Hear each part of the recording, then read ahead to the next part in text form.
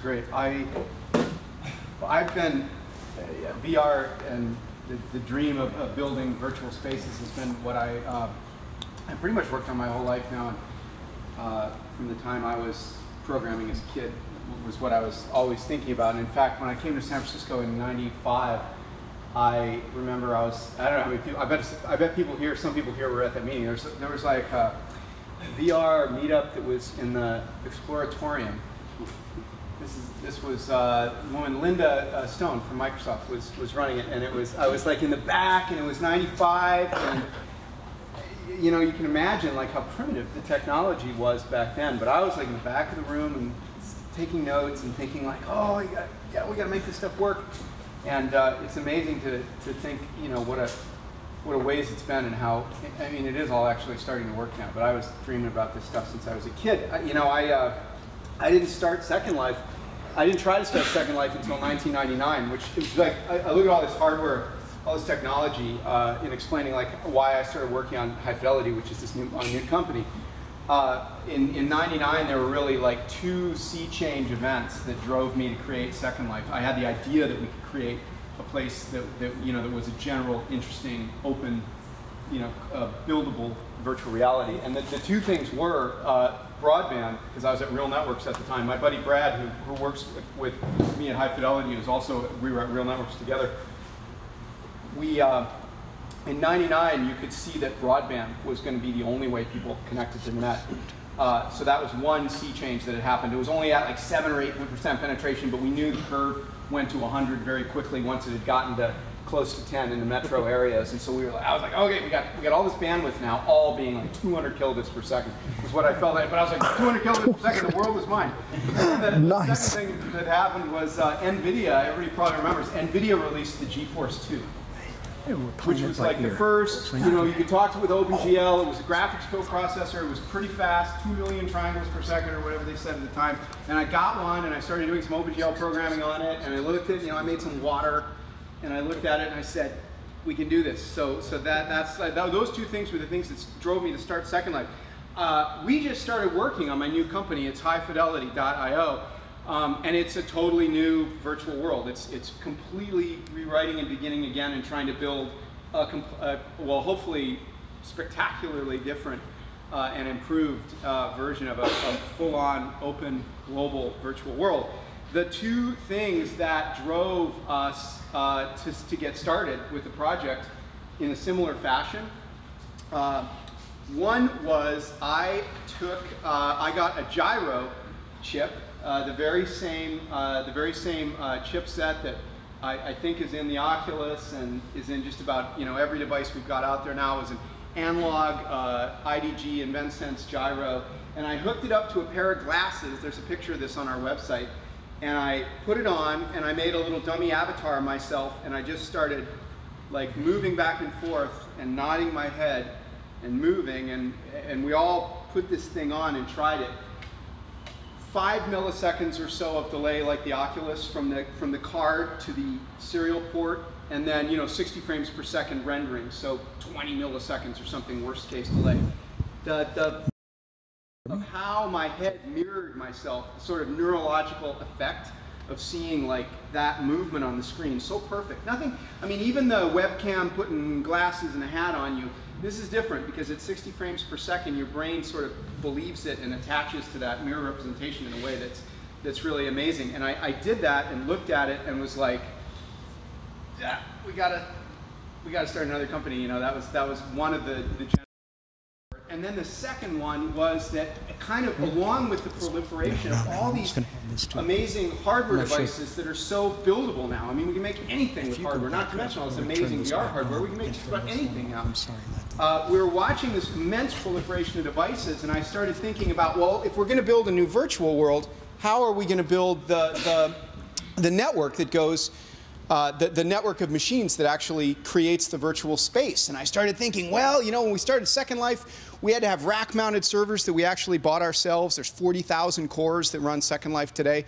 back then, I mean, the first few thousand cores were an unthinkable adventure. We thought we were so cool that we could just buy these pizza box machines and install them and light them up, and it was awesome. We'd drop ship, you know, crates of them, and then EC2 came, and now it's like we don't even know where our servers are. We don't even care. It's wonderful. But we started thinking about that, and we thought, well, if you look at Second Life, and you look at this community, this feeling that you get around virtual worlds where you're all kind of building it together and in it together, we started thinking, well, wait a second, with all these devices coming out, like, what does everybody have that they can give? And it's like an extra computer in their den, right?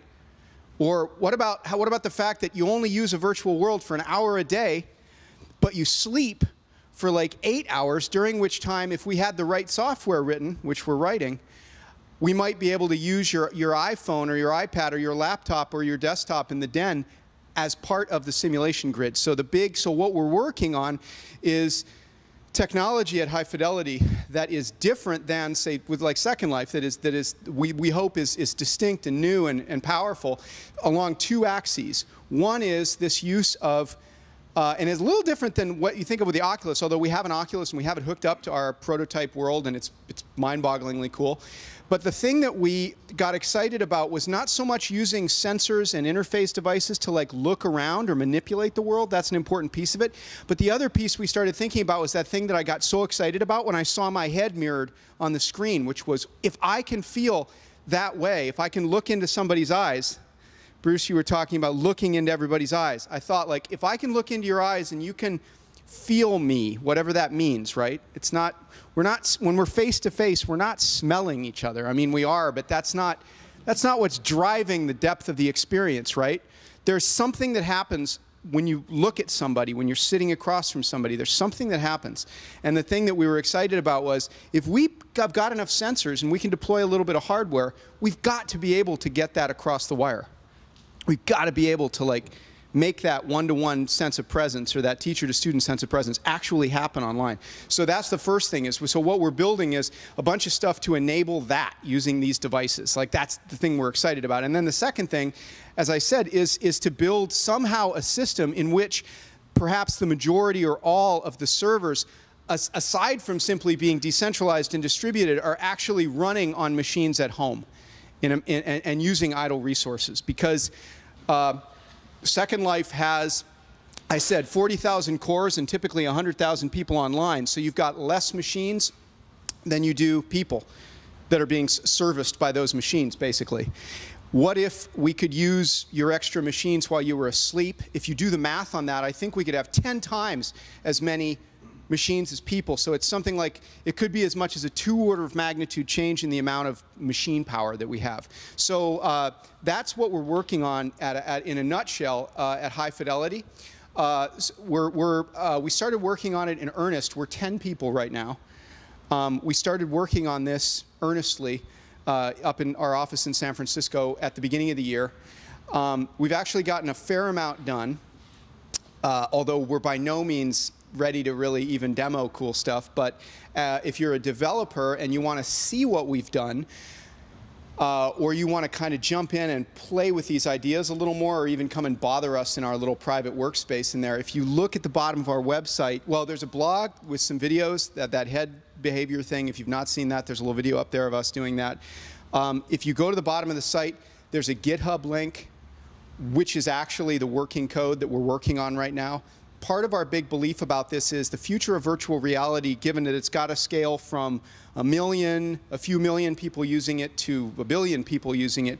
I am totally convinced, we are totally convinced, that that's got to be an open system where the code, the machines, the deployment, everything is completely open in the same way Apache is.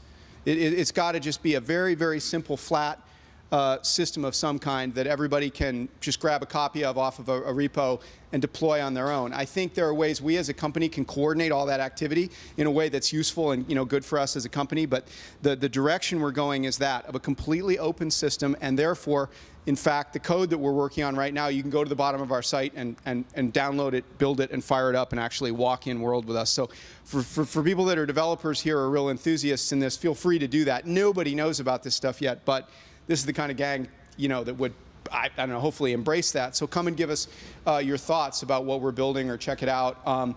We also have this unique asset we built that's called the work list, which is an interesting kind of experimenter's tool in general. It's a way of farming out like contract sort of jobs, but in a very different way. You have to kind of see it to believe it. It's kind of a big open code base and a chat room and a sort of a bid-ask system where very high trust, where we have a network of people that are helping us outside of the 10 of us that are working in San Francisco, actually working on the code itself. So that's a good overview. I don't know if anybody has like a question or two, or do you want or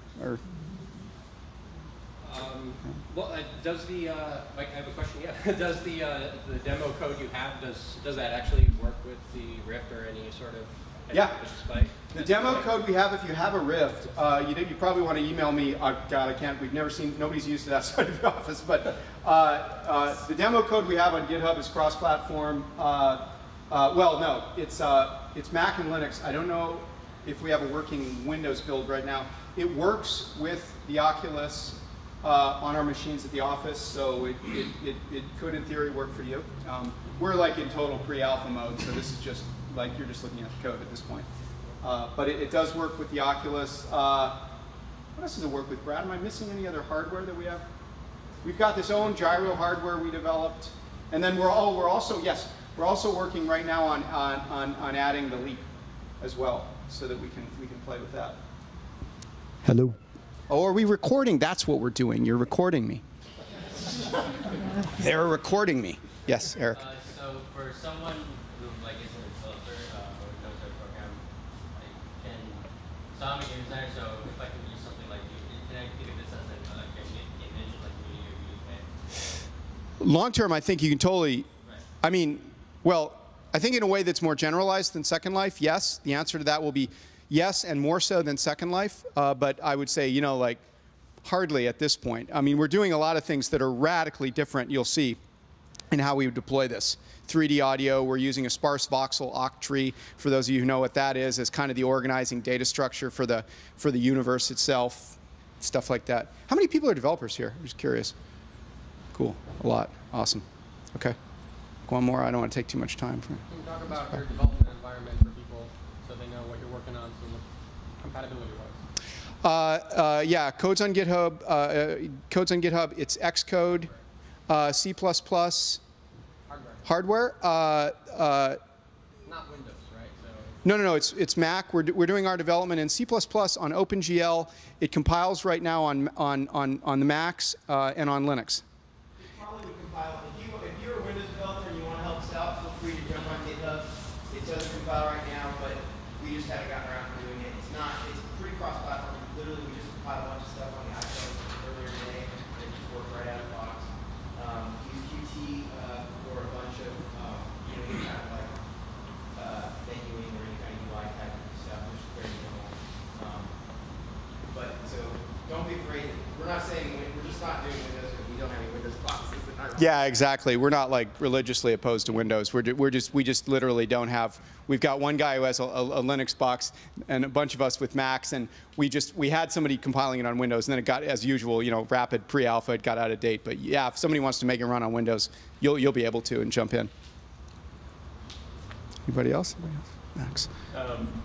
Maybe to stress test the idea just a little bit, but do you worry that in trying to make something so realistic in that sense, that well, there's not many people sitting up here in the front. In fact, this seat next to me, these seats were vacant for a while. Maybe some people might be uncomfortable with that level of intimacy with basically strangers. Yeah. I mean, I might not be. I'm sitting up here in the front, but maybe there's other people that's too much, or maybe you hit sort of like an uncanny valley of not enough realism, but the sort of the wrong kind, something like that. Well, totally. Like trying to cross the uncanny valley for the special case of one-to-one interaction in a virtual world is like exactly what we're trying to do, and it definitely has risks, right? Like for example, trying to poorly animate the mouth is just like don't go there, right? It's only death, only bad things are in that direction. So that's the kind of stuff that we're worrying about. As to the question of like, is it too intimate? I think that virtual worlds in general offer everybody a kind of a sliding scale on that the real world that is a benefit over the real world, right? Like you can be very intimate in a virtual world, or, well, hopefully with the work we're doing, you can be a lot more intimate. but you can also choose to use text if you want to. And I think that people talking to each other. I mean, look at the incredible experiences and relationships that people have built in Second Life with each other. I've never met a single case where people who like met in Second Life never met in the real world, and then I watched them meet in the real world. Every time I've seen that happen, they really have known each other. There's been no, oh, I didn't really understand, who you really were. They always do. And so I think that virtual worlds in general have this, like, they offer this sort of wonderful slowness to them, where you can slowly get to know people and slowly get to understand the world, or you can do it really fast. And my hope, just as a very, as an entrepreneur who just wants to go faster, faster, faster and see all this stuff more and more amazing, is to just try and get that intimacy level on the other end of the dial up as high as you want it to be.